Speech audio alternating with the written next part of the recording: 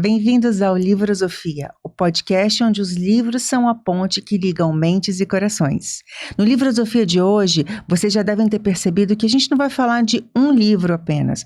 Vamos falar de um autor que escreveu mais de 15 livros, isso falando somente daqueles em que ele é o autor principal, vários livros em colaboração, cartilhas para os governos nacionais, internacionais.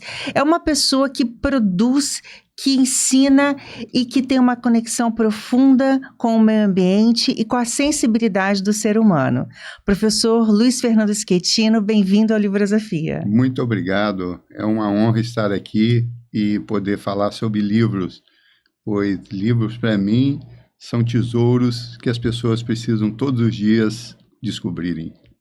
Olha, para apresentar o professor Schettino, eu fiz aqui um texto que mesmo resumido vai ficar um pouco grande, já aviso, hein, gente? Luiz Fernando Schettino é engenheiro florestal, mestre e doutor em ciências florestais pela Universidade Federal de Viçosa, professor titular aposentado da UFES, é também advogado, licenciado em letras, especialista em gestão estratégica de conhecimento e inovação. Dá para ver só daí que ele é mais um daqueles com inteligência multifacetada, né? Aliás, quase que ao extremo, né? Mas o currículo vai muito além dos títulos, né? Ele é um dos grandes nomes da história da educação ambiental e da proteção ambiental no estado do Espírito Santo e no Brasil, em todo o Brasil. Ele tem histórias para contar, gente. Ele já foi recebido por grandes autoridades mundiais. Depois ele vai contar, assim, as pessoas reconhecem ele no mundo inteiro. Ele é realmente, enfim, eu estou recebendo aqui um bambambam, literalmente, né, um bambambam. É uma pessoa da qual eu me orgulho muito, né, de ter uma relação de amizade, com quem eu aprendo todos os dias. Também, ainda que não formalmente, mas é um mestre para mim. E ele escreveu mais recentemente esse livro chamado Anverso e Verso, Pensamentos e Ideias, Crônicas Reflexivas e Refletivas. Além de tudo, gente, como se não bastasse, né, ter todo esse conhecimento no que diz respeito à relação com o meio ambiente, até mesmo ao direito e formalmente às letras, ele tem um olhar sensível e ele vê a vida com lentes poéticas. Então, além de tudo, nós vamos falar hoje sobre também poesia, crônicas e poesias. Então, professor Schettino, né, você é a pessoa que foi talhada aqui para estar no Livrosofia. O Livrosofia existe por causa e para pessoas como você. Então, é realmente uma honra estar com você aqui no Livrosofia. Quero começar com o principal. A gente vai falar um pouquinho de outros livros também, mas eu quero começar com o mais recente, que foi publicado ano passado. Gente, e no dia do lançamento do livro dele, ele é uma pessoa tão querida, tem tantos amigos aqui no estado, que vão desde as mais altas autoridades até as pessoas mais simples, que é uma coisa que você tem que pensar bem antes de ir no lançamento do livro do Schettino, porque é fila quilométrica na porta, assim, né? Então eu fui, consegui aqui o meu autógrafo, tá? Tenho a prova disso. E aqui, então, eu quero perguntar sobre o Anverso e Verso. É um livro que me parece ser para você um livro de pausa e de pensamento, né? Um livro bem, como você coloca aqui, crônicas reflexivas e refletivas, como se fosse um retorno à sua essência, né, ao essencial. O que te inspirou a reunir essas crônicas e poesias nessa obra tão linda? Olha, Flávia e todos que nos veem nesse momento, primeiro é uma alegria estar aqui, é uma honra, agradeço as suas palavras e quero falar, não é por você ter colocado, mas eu é que sou um admirador seu, né, do seu trabalho, não só aqui, mas no trabalho do direito, como docência, e eu penso que nós estamos tendo uma oportunidade com esse espaço que você criou, que eu tenho certeza que é um sonho que você tinha e que, na minha opinião, as pessoas precisam voltar a aprender a sonhar, o bom sonho e não pesadelos, né? Então, é uma honra muito grande estar aqui, poder compartilhar um pouco da minha vida, que eu acho que o ato de escrever, como eu coloquei nesse livro aí de Anverso e Verso, é uma coisa que nasceu comigo, né? E nesse livro eu falei isso muitas vezes aí nas entrevistas, no lançamento, eu coloquei a minha alma, eu me expus, porque eu coloquei o que eu penso, o que eu sinto, o que eu sou. E eu acho que a gente chega numa altura da vida, é o seguinte, que a gente já tem o dever de inspirar as pessoas por aquilo que a gente é de fato, mesmo que às vezes isso leve as pessoas a terem um susto, né? Então esse livro aí eu conto a minha história, a minha infância, os meus amigos, né? As coisas que eu escrevi à noite lá num cantinho, igual tem uma crônica, né, que eu amo, que é sobre saudades, né, que eu escrevi depois que minha mãe faleceu, e eu acho que ela serve para tantas pessoas nessa vida que sentem a perda das pessoas, e aí eu coloco, né, que a gente tem que aproveitar as pessoas e as flores e seus perfumes enquanto eles estão presentes na nossa vida. Nós não adiantamos chorar depois que eles partem. Então, o fim desse livro é me desnudar e colocar para as pessoas o que eu penso, no sentido de que cada um ajude a compor um novo universo na natureza humana, que é de ser legal, de procurar cooperar, de pensar no outro, de ter empatia, porque nós somos aqui muito breves, somos passageiros e nós precisamos entender isso. Olha, gente, ele começa, logo no início do livro, ele faz uma dedicatória poética, né, com 2 poemas de Augusto dos Anjos, que eu sei que você é fã. E aí ele começa falando da árvore da serra. As árvores, meu filho, não têm alma, e esta árvore me serve de empecilho. É preciso cortá-la, pois, meu filho, para que eu tenha uma velhice calma. Meu pai, por que sua ira não se acalma? Não se vê que em tudo existe o mesmo brilho? Deus pôs almas nos cedros, no junquilho. Essa árvore, meu pai, possui alma. Disse e ajoelhou-se numa rogativa. Não mate a árvore, pai, para que eu viva. E quando a árvore, olhando a pátria serra, caiu os golpes do machado bronco. O moço triste se abraçou com o tronco e nunca mais se levantou da terra. Coisa linda, né? Pois é, mas o mais triste, né, dessa mensagem é a razão que Augusto dos Anjos escreveu, né? Porque um filho do fazendeiro, eu penso talvez ele, engravidou uma moça da fazenda e o pai não aceitava por ser uma pessoa pobre, de outra classe na época, e obrigou a fazer um aborto. Então essa árvore que corta é o filho dele que está ali, ele transformou nessa poesia de uma árvore. Nossa, que triste. E eu coloquei ali porque, primeiro, eu sou extremamente a favor da vida em todas as suas formas. E, segundo, para mostrar para as pessoas o seguinte, não se corta a árvore da vida, nem as árvores, né? Porque nós precisamos da vida e as árvores são vidas. Schettino, eu percebo, e quanto mais eu trago convidados no Livrosofia, e eu acredito muito na sincronicidade, né, que Jung falava, tem vindo aqui pessoas que têm uma energia muito parecida, que agregam muito, acho que para mim e para aqueles que nos ouvem e nos veem, são pessoas que parecem querer trabalhar em prol da vida, né? São pessoas que querem trabalhar pela paz, pelos valores positivos, né, pelas virtudes e pela vida em geral. Tem muita gente trabalhando pela morte, né? E você é uma pessoa que dedicou toda a sua vida e continua dedicando a vida, em toda a sua amplitude. E o que eu acho mais interessante é que eu converso com alguns professores de direito ambiental, meus colegas, e muitos que trabalham nessa área já perderam a esperança, né? Porque a cada avanço que a gente tem, a aprovação de um acordo global, cada avanço, aí a gente tem um retrocesso político e ideológico em alguns aspectos, a gente tem grandes países denunciando esses acordos e tudo parece que não avança, né? Não se desenvolve.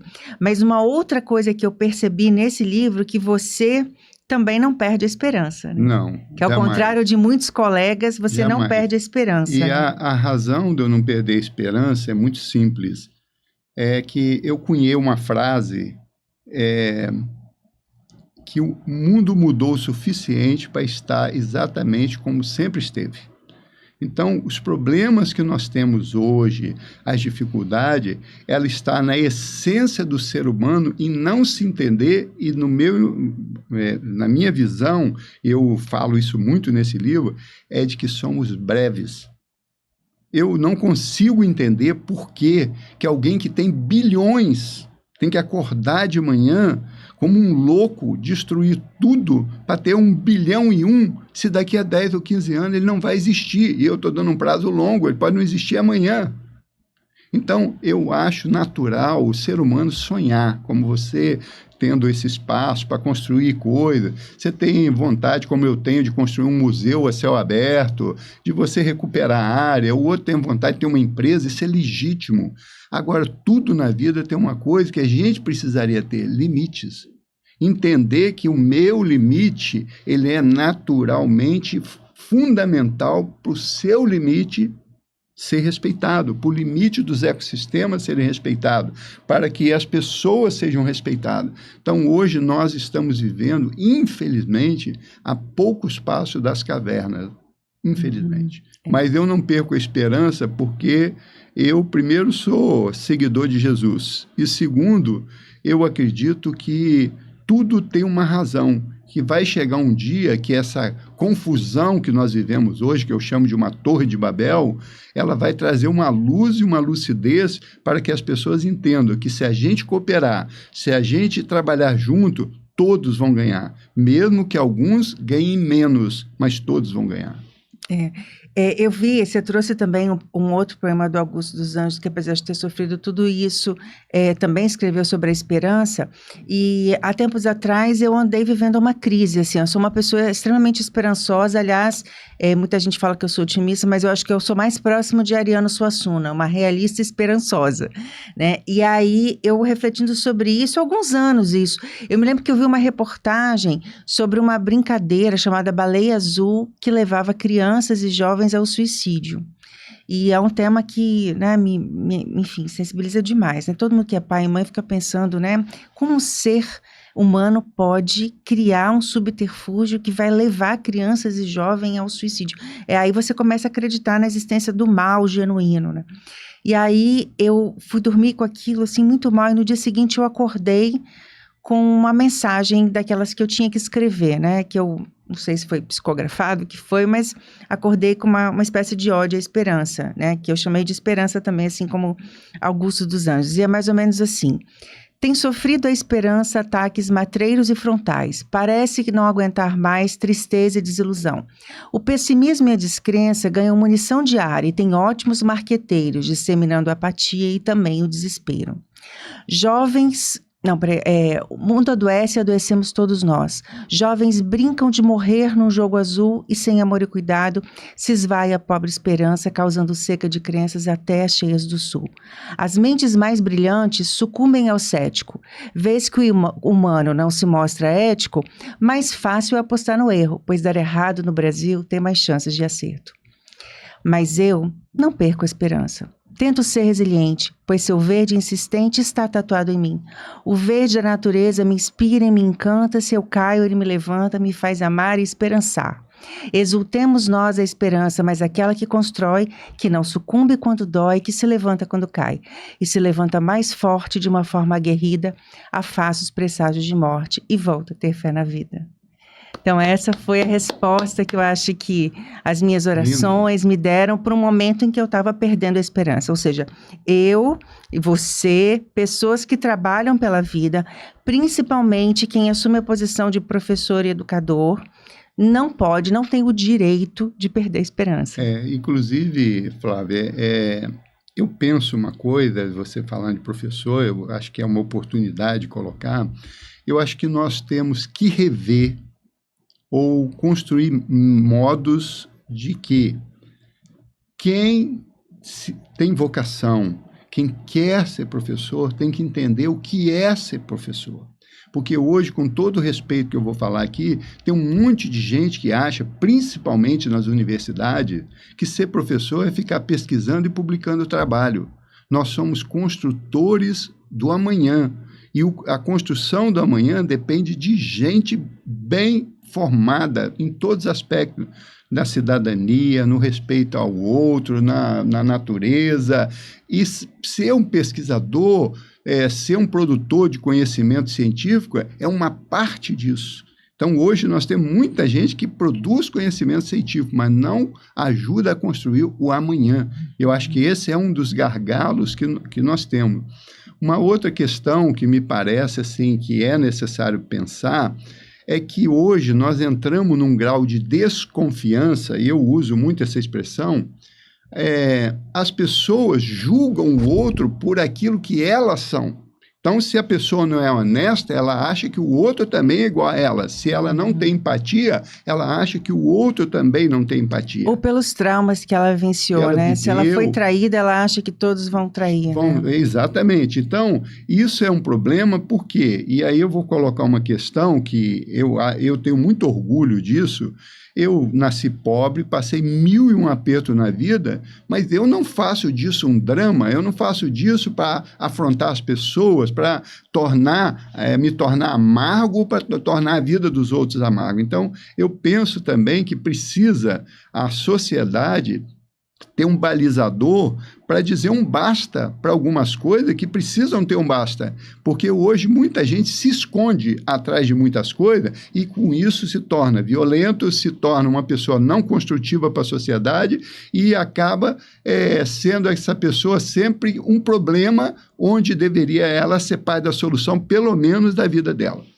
Eu concordo plenamente. Você que, né, engenheiro florestal, sabe muito bem que todos os seres, né, todos os elementos têm uma função ecológica, uma ou mais importantes funções ecológicas.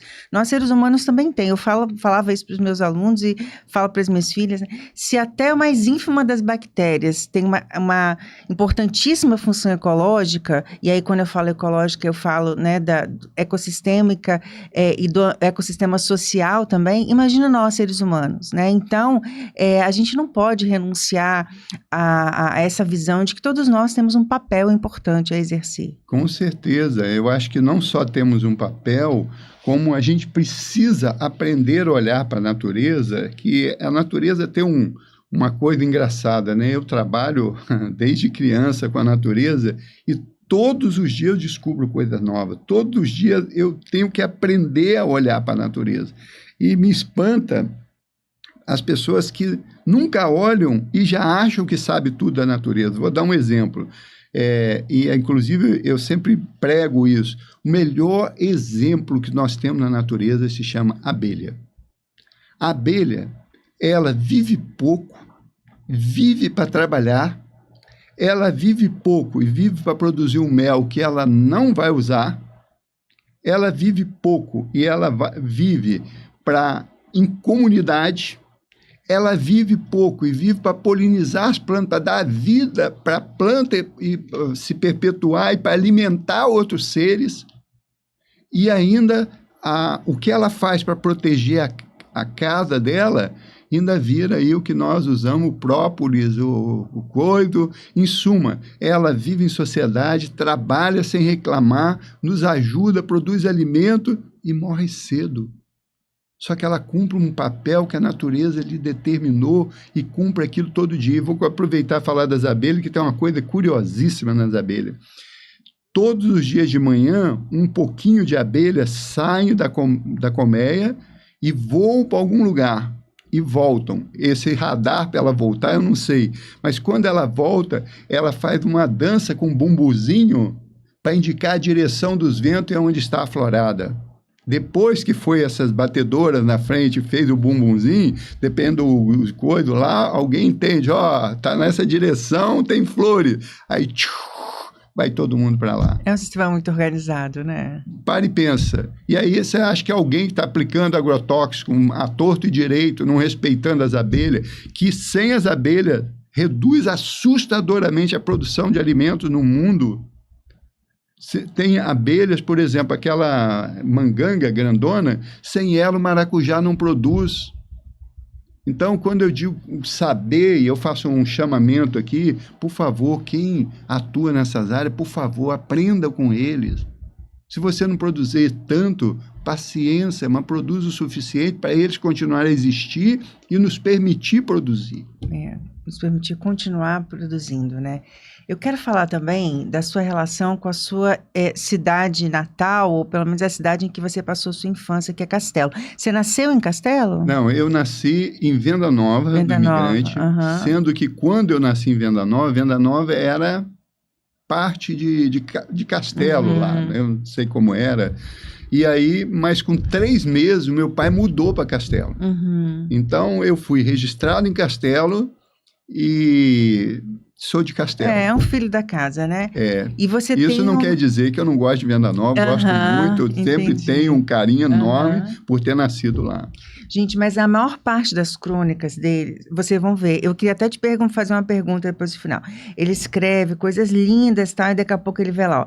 Castelo, 25/2/2017, meia-noite e 19 horas, no bar e restaurante Bumblebee, em Castelo, né?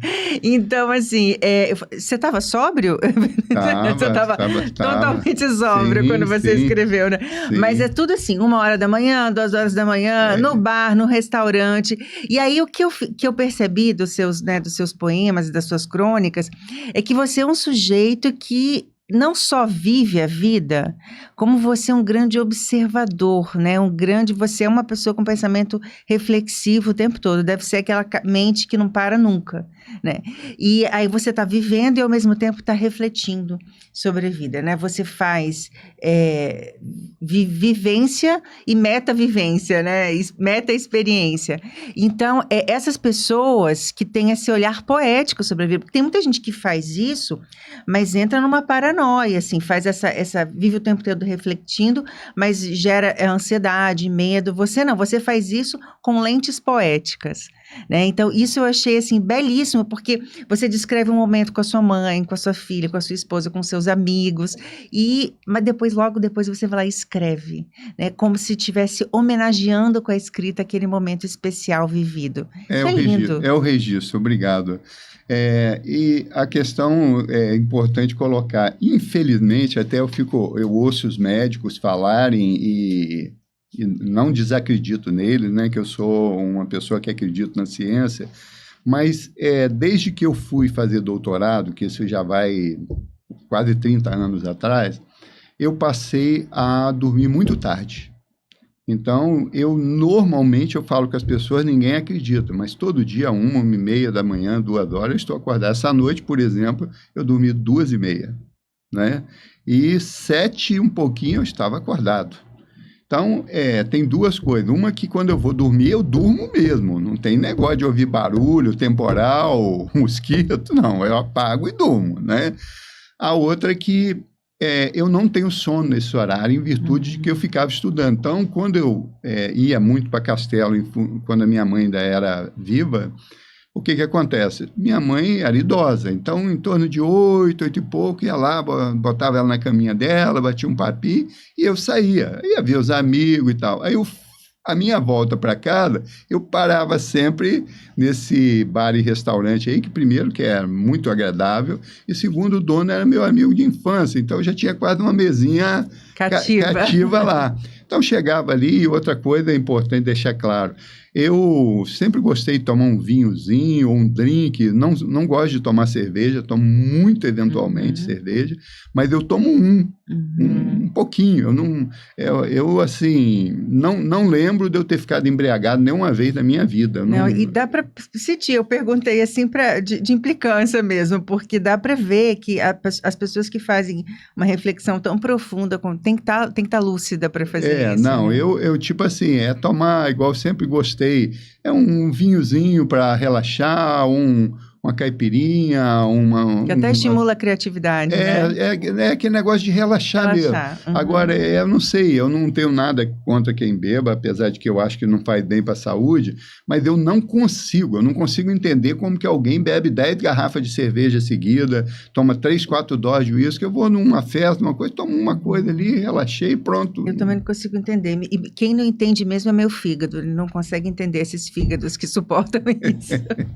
Mas eu queria destacar o finalzinho de uma crônica que você escreveu, né, do dia 13/8 de 2005, às 23 horas, no Bumblebee, que diz o seguinte: O código do futuro é pensamento, é porta, é acreditar, é desafio, é superação, é devaneio.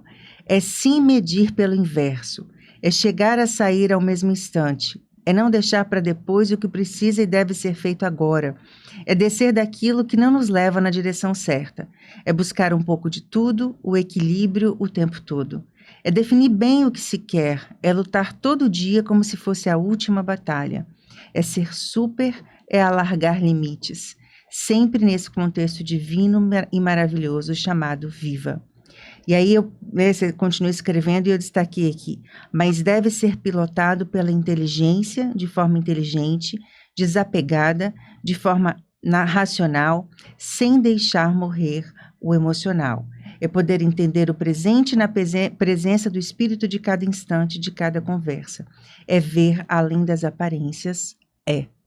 Achei isso tão lindo. Nossa, ó, arrepio toda.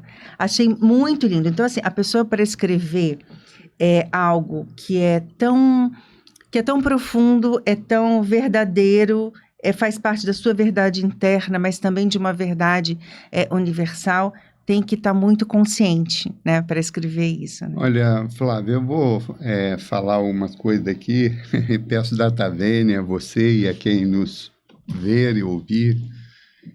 Primeiro, eu acredito que uma inteligência muito, muito que não dá para sequer imaginar que criou isso tudo e que nós estamos aqui.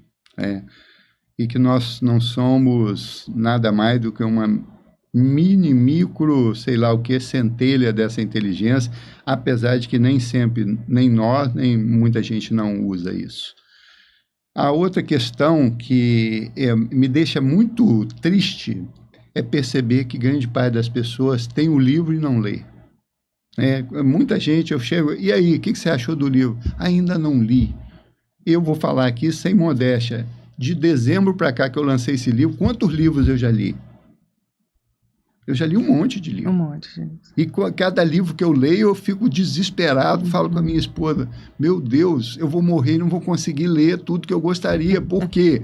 Porque cada livro que você lê, por exemplo, estou lendo um livro que eu recomendo que alguém leia, né? Os Órfãos da Revolução de 30. A década de 1920, você sabe o que estavam debatendo? Anistia. Você consegue pensar?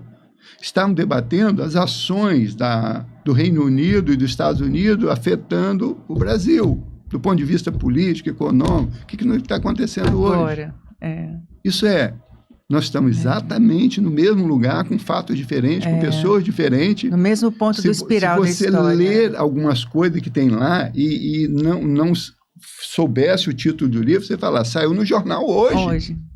Então, você tem que ler. Eu estou acabando de ler, porque eu leio em paralelo um livro do Leonardo Boff, né, sobre a questão ambiental. Então, aí uma pessoa que eu julgo que tem um intelecto maravilhoso, em 3 meses não leu uma crônica de um livro, aí eu acho que essa é a dificuldade de construir um novo. Uhum. E eu vou aproveitar e falar uma coisa que acrescentando o que eu já disse. Quantos professores, principalmente universitário, e não me diga que não tem tempo, não tem dinheiro para comprar, que lê algum livro fora da sua área? Porque ler livro na sua área é obrigação, é necessidade. Agora, você lê um livro de filosofia, faça uma pergunta aí, quem foi Dostoiévski? Uhum. Né? Quem foi Sartre? Simone de Beauvoir? Flaubert, quem que vai te responder? Quantos são? Sem esse fundamento, que eu falo, nós estamos falando de ética. Se você falar de ética, você tem que ir lá atrás, né? Para saber quem é que escreveu um livro de ética em 1500 e pouco, 600 e pouco. Uhum. O hoje é uma coisa daquilo que nós estamos numa sequência. A gente pensou em fazer o Livrosofia justamente para isso, assim, para tentar estimular as pessoas a perceberem que os livros são uma forma da gente fugir desse mecanicismo da vida, né? Porque eu não julgo esses professores, até porque eu tive um momento assim também.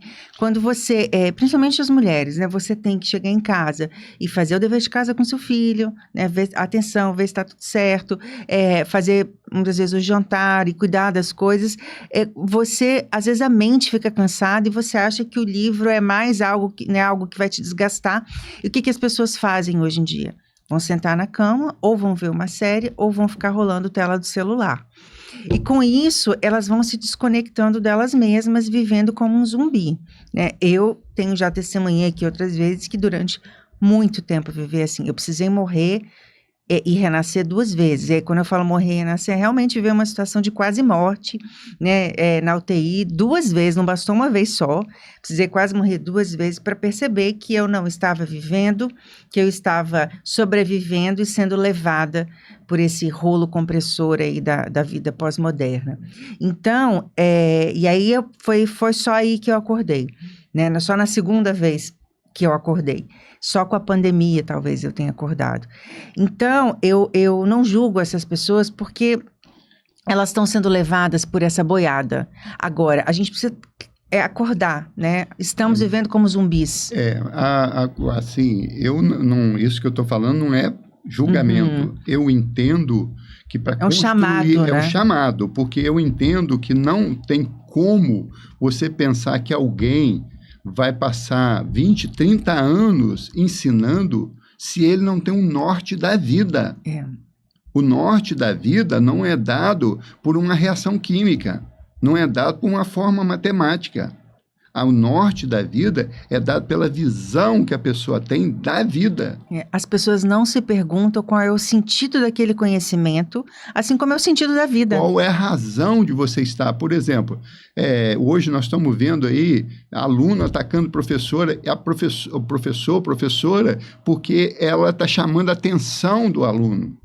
Né? E eu vou colocar uma questão que eu acho que é polêmico, mas eu acho que nós estamos monetizando tudo nesse mundo.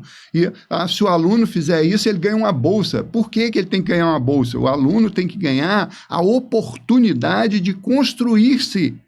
Se ele precisar de sobreviver de alguma forma e tiver uma ajuda, ok. Mas essa ideia de que vai dar o dinheiro para que ele vá à escola, de que ele faça alguma coisa, nós estamos só empurrando o problema para frente, que depois vai ter que arrumar um emprego para ele poder fazer, depois vai ter que dar o coisa. Nós estamos deixando de fazer o que é necessário. E aí você... colocou, né? Por que talvez eu, sem ser melhor ou pior do que ninguém, tenho essas preocupações? Primeiro, porque eu tive pai e mãe, pobres, mas com valores e rígidos, que todo mundo na minha casa, aproveito para falar que isso assim, eu vejo como uma coisa boa.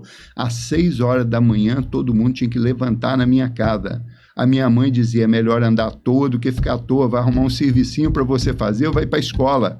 Não tem como. Hoje, tem não sei quantos % de jovens de 19, não sei quantos anos, que não trabalha, não estuda, não faz nada. Você espera que eles vão ser o quê? Vão ser o quê para eles? Vão ser o quê para a sociedade?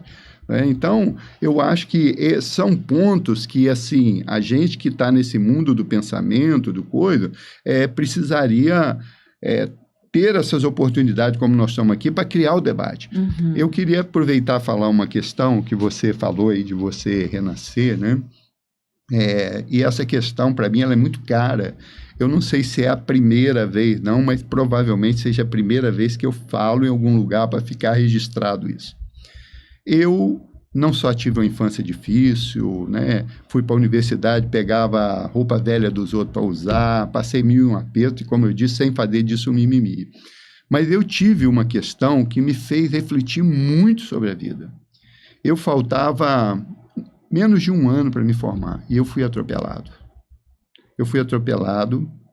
Eu descolei e rasguei minha retina, eu enxergo muito pouco desse olho, talvez você nunca tenha me ouvido falar disso. Não. Eu tenho em torno de 15% de visão no meu olho esquerdo, tenho 14 luvas de silicone, fui operado 2 vezes, fui queimado com raio laser, não esse de hoje de argônio, que é levinho aqui, fui queimado para poder estancar o rasgo que tive, sem anestesista, pelo Dr. Oswaldo Moura Brasil, que eu, se tiver necessidade, eu beijo o pé dele, que salvou de eu perder o olho. Eu fiquei meses num quarto olhando um ponto imaginário, fiquei tão magro que minha cabeça parecia que tinha ficado desse tamanho. Então, você passa a pensar a vida. Primeiro que não somos nada. Quando eu fui atropelado, eu podia ter morrido, só não morri porque eu estava com a bolsa cheia de blusa em Viçosa, e ela correu, e na hora que eu ia bater a cabeça no asfalto, bati em cima da blusa. Fiquei com um monte de tempo com dor e coisa, mas a pancada foi suficiente para danar minha retina, né? Uhum. E isso eu atrasei no estudo, eu demorei para formar. Eu estou falando isso que eu acho que é importante esse depoimento para muita gente, principalmente o jovem. Depois que de tudo passar isso, eu fiquei com visão dupla.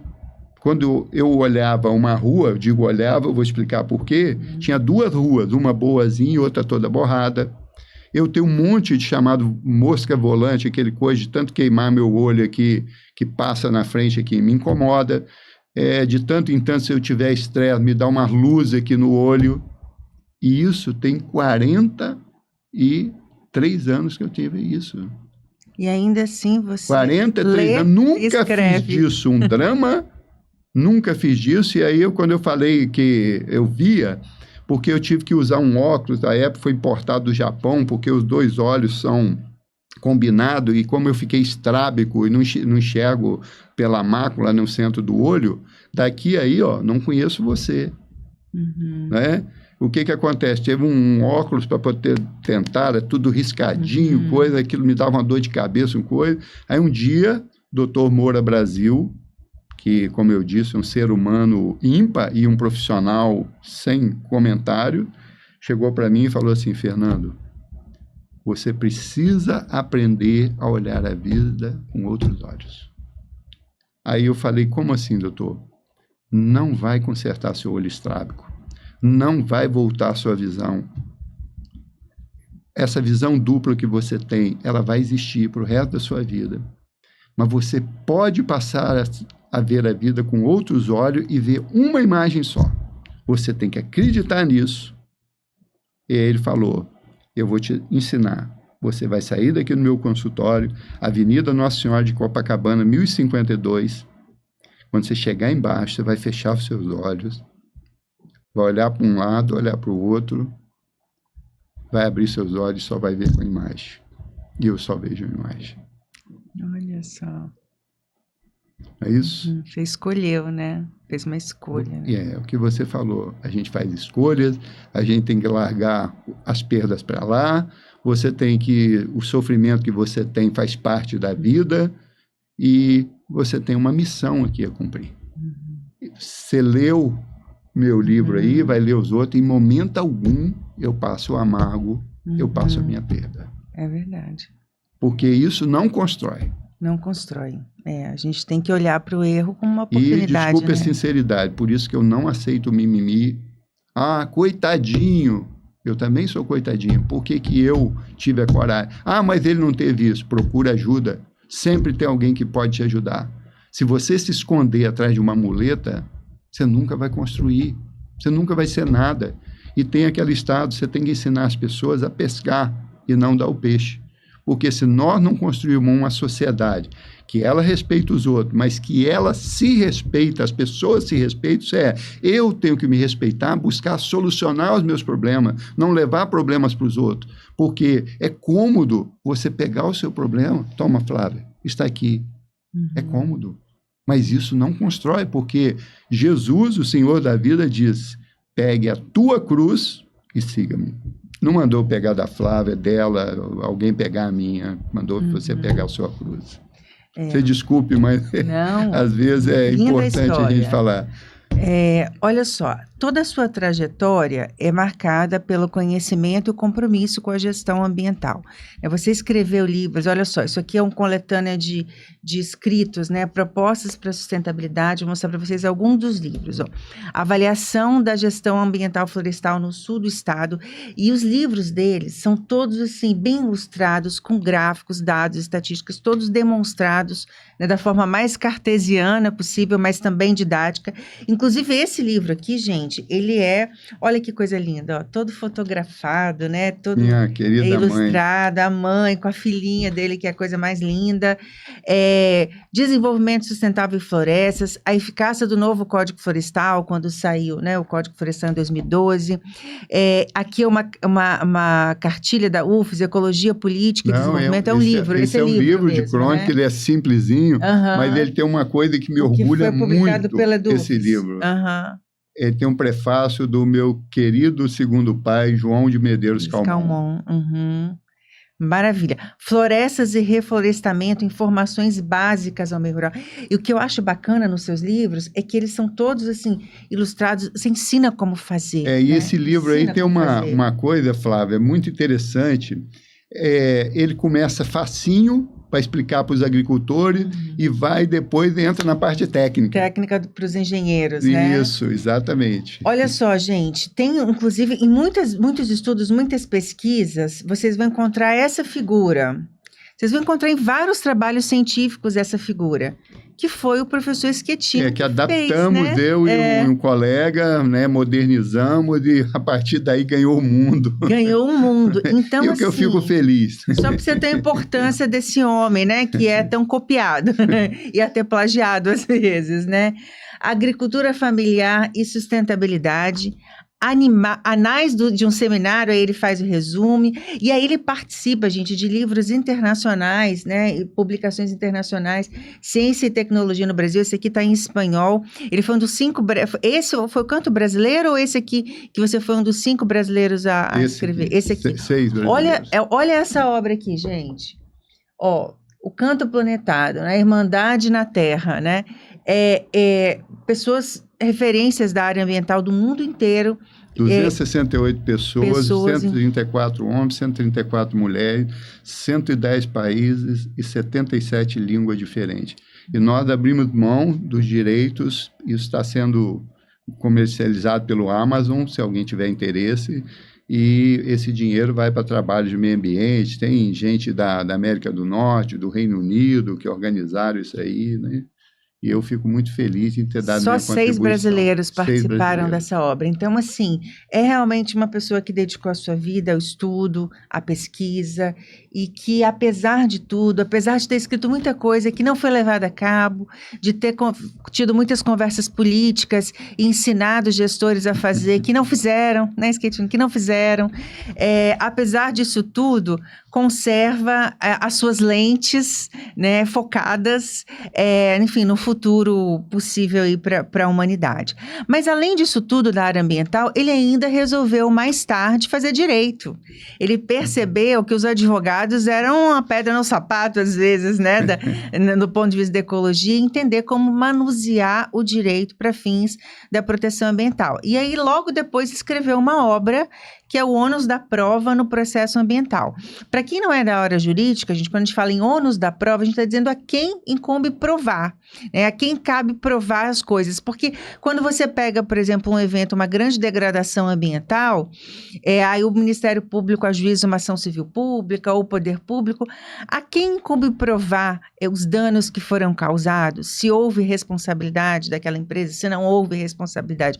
Isso é um dilema para nós da área jurídica, é difícil, porque é difícil a gente fazer prova de fato negativo, né, provar que, né, não foi responsável. Alguns danos a ciência ainda tem dificuldade de provar, né, por exemplo, danos futuros incertos a gente não consegue ainda demonstrar, e é nessa discussão de quem é a prova que muitas vezes os responsáveis saem ilesos e não são, enfim, multados, não são condenados criminalmente ou civilmente a reparar a sociedade por todos os danos causados. Então é um assunto de muita importância e que ele, logo depois de fazer direito, se arriscou. Quanto tempo depois que você estava formado, você escreveu esse livro? Esse livro é o seguinte, eu, em virtude do meu desempenho no curso de Direito, eu ganhei um curso de pós-graduação, Processo Civil, Penal e do Trabalho.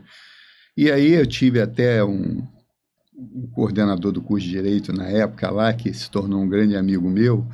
Ele chamou a professora que era responsável pelos TCCs e disse em off para ela, depois que eu soube, se ele for escrever, você pode deixar ele escrevendo, tá? E aí, o que aconteceu? Eu cheguei um dia e perguntei para uma professora que tinha uma experiência muito grande na área do direito, se ela tinha algum tema que ela achava que fosse relevante para escrever nessa área. Aí ela pegou e escreveu algumas coisas lá, algumas sugestões.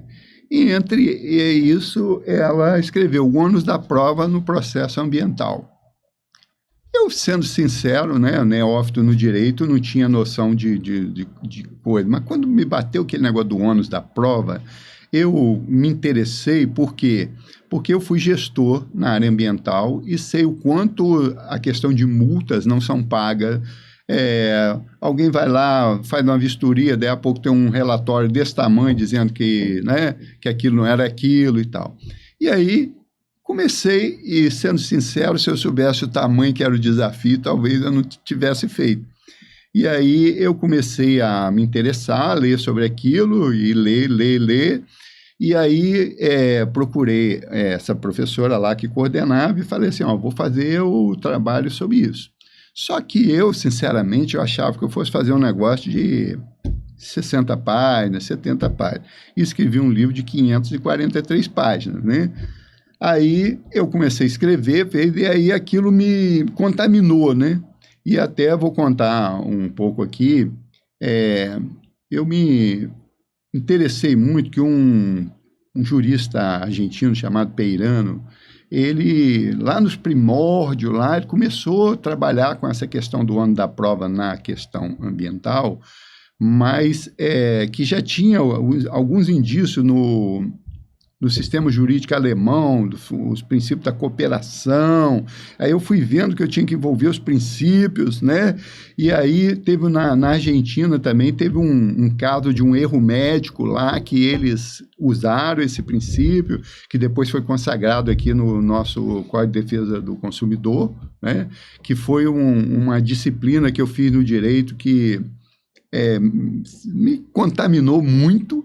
E vou falar aqui, sem modéstia, eu fiz 100 pontos no consumidor, fiquei fascinado com aquilo, né, a hipossuficiência do consumidor, de coisa, e aí comecei a estudar, e pasme o que eu vou falar, eu consegui consegui os manuscritos de Peirano.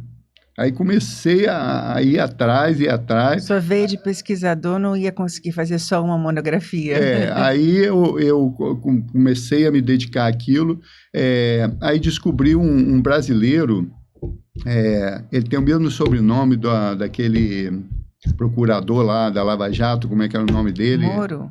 Não, o Dallagnol. Dallagnol. É um Dallagnol aí, lá acho que no Rio Grande do Sul, que eu não sei se era juiz, procurador, aí ele pegou esse negócio do Peirano e continuou trabalhando com isso, mas isso foi parando, tá entendendo? Para dar uma força naquilo ali. Depois, em Minas Gerais, se não me engano, o Tribunal de Justiça lá, acho que em 86, me parece, que deu uma decisão lá de uma coisa diferente, mas que tinha uma linha naquilo ali. Em suma, eu fui juntando esse negócio todo, e aí peguei os princípios, fui trabalhando a questão dos princípios. Aí tive um anjo da guarda, que eu estava na quina, assim, para, digamos, vou fazer só 50, 60 páginas e largar isso. Aí um dia eu encontro com o doutor Manuel Rabelo, desembargador, um querido amigo. Falei, doutor Manuel, sei que o senhor... Desembargador aposentado. Aposentado. Né? Eles não são ex nunca, né? Aposentado. Eu falei, eu sei que o senhor tem 1001 coisas, mas eu sei da capacidade do senhor, professor da UF. O senhor não daria uma olhada no material para ver se aquilo tem futuro para... Olha, padre, eu vou falar aqui, inclusive eu quero deixar meu agradecimento aqui registrado mais uma vez. Doutor Manuel pegou aquilo, em pouco tempo, ele me mandou aquilo tudo anotado, a página tal, isso, a coisa, sugiro isso, olha, e embaixo ele escreveu uma coisa que eu falei, não tem jeito, eu tenho que fazer. É um material inédito, precisa ser publicado, é importante e tal...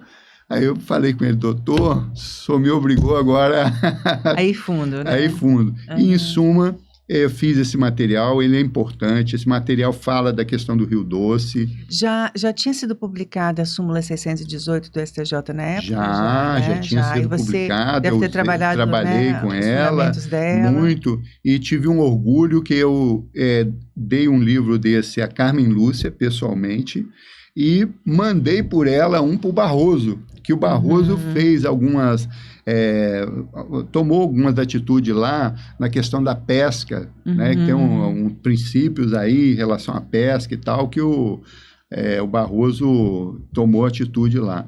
Então, eu fico muito feliz. Esse livro, para você ter ideia, está praticamente esgotado. Eu tenho alguns poucos exemplares físicos, tá?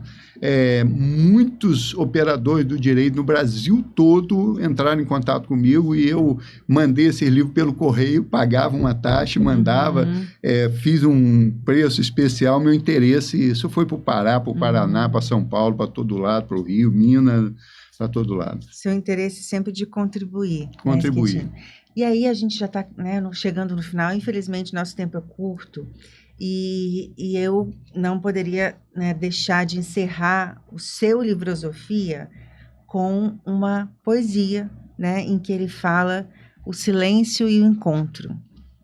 A alma clama por silêncio, por encontro, por esperança, por amor, por mais fé, por mais cooperação, por mais proteção da natureza, por mais alegria. A alma clama por mais respeito pelas diferenças, pela tolerância, por mais dedicação ao trato com os idosos, crianças, pessoas especiais. A alma clama por mais carinho e respeito aos animais que tantas alegrias nos trazem e que tantas vezes são maltratados. A alma clama por mais sinceridade entre as pessoas, por mais paz. A alma clama por mais futuro. Silêncio nas palavras, encontro de almas. Esse Livrosofia foi um encontro de almas, né? Uma alma que admira a sua trajetória de vida. Obrigado. Que tem por você enorme gratidão. Obrigado. E eu espero, né, que o nosso público tenha se inspirado nesse ser humano maravilhoso que tanto produz, que tanto estuda, que tanto lê, que tanto escreve, que tanto, né, inspira e contamina com essa vontade de trabalhar pela vida que você tem, Schettino. Muito obrigada. Eu que agradeço a você, a todos que tiveram a paciência de nos ouvir, de ver, e espero de coração, torço para isso, que a racionalidade se instale, que as pessoas entendam uma coisa que eu sou fã, muito fã. O maior é aquele que serve. Colaborar, servir, só nos torna grande. Já que você já citou Jesus, né? Eu vim para servir. Né? Então, é bíblico, né? A gente está aqui para servir. E eu queria concluir falando o seguinte: Jesus para mim, é a essência daquilo que o ser humano deveria ser. Quem não nascer de novo não irá para o reino do céu. Temos que nos renovar, trocar as cascas todos os dias, pensar tudo, todo dia, para que a gente possa fazer o melhor e ser feliz. E ser feliz. E se você quiser entender como um ser humano pode fazer isso, pode comprar, né, e adquirir ou pegar emprestado com um amigo, o Anverso e Verso, Pensamentos e Ideias, porque você vai encontrar crônicas e poemas reflexivos, refletivos, né, que refletem a luz dessa pessoa que está aqui com vocês e que viveu a vida intensamente e pensou a vida profundamente. Eu queria, Flávia, só antes de concluir aqui, deixar meu agradecimento aqui à minha mãe, que se eu sou o que eu sou, agradeço a ela. Ela, uma lavadeira, fez tudo para eu estudar. A outra é a minha esposa e a minha filha, sem as quais eu não seria nada. É muito linda essa sua gratidão constante aí pela sua família, né? Eu acompanho aí de perto essa família linda e esse amor que você tem por elas, pelos seres humanos e pela natureza.